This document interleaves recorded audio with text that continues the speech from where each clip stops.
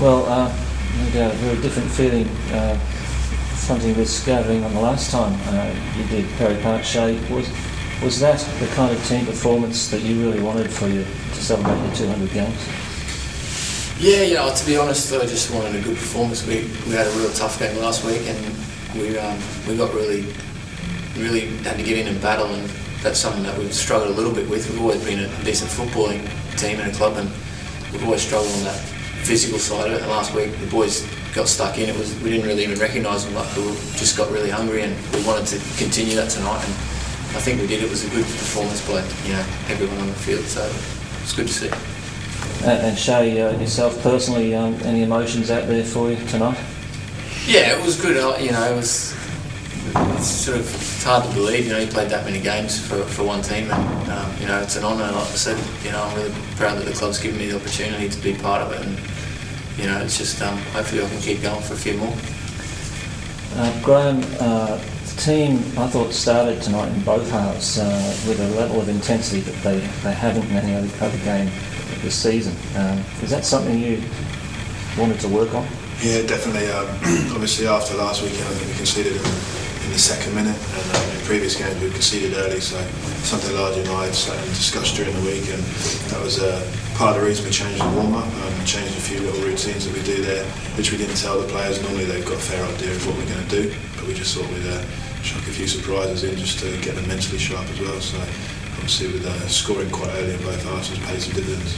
Yeah, and obviously the defence, which has been so leaky, went much better tonight.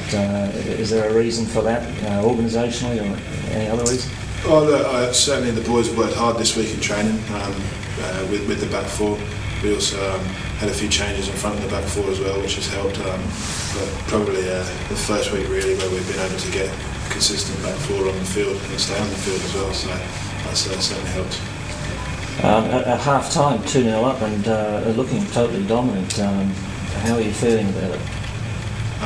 2-0 is quite a sort of precarious scoreline. The next goal is quite important, obviously, to come out in the first minute and score it. Really sort of flattens the game for them and makes us kick on. So we were guarding against it. We were quite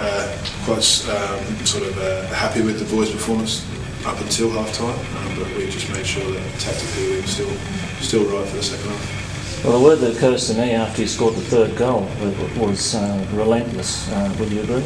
Yeah, definitely. I think we discussed last week when we were in Rockhampton, this is a performance going forward that's been coming. We're creating chances for fun, to be honest. So I think unfortunately there's always going to be someone that got a bit of a hiding, and it was Moreton Bay tonight. Yeah, now Shay, do you think you and the boys can bottle that one and reproduce it regularly? Yeah, well that's one thing it's been something that Largy and I have talked about in the last few years, is consistency, and not only just over one game but over a series of games. And I think we did that for a period last year through the sort of middle part of the season where we were pretty strong and hard to break down over a large amount of games, and that's obviously what we strive for as a team, is to be consistent through 90 minutes, and then from week to week. It's something that's really hard to do, especially when you've got a young squad. Asking the guys to perform at their best every week's not easy, and the competition's getting stronger. So yeah, it's not easy, but definitely striving for that consistency week in, week out. And given the competition you're in, do you think you need to produce that to be titles aspirants? Yeah, look what happened. A few weeks ago we got smashed. So if you're not on your game, there's players in each team at the moment that can it's got the ability to score goals. So yeah, you've got to be on your game.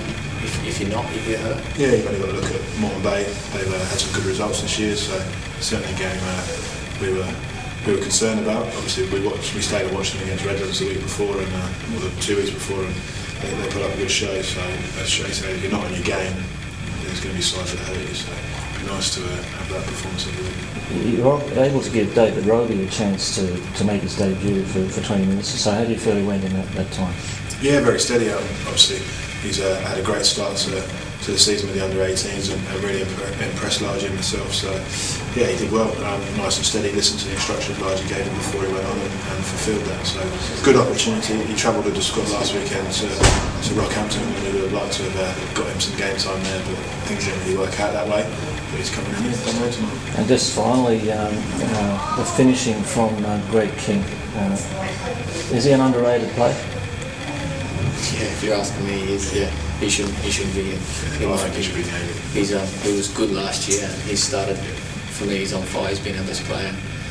You saw him tonight, and he's been like that every week for me. And tonight he was even a little bit better, and he was playing in a different position tonight as well. So that shows his ability.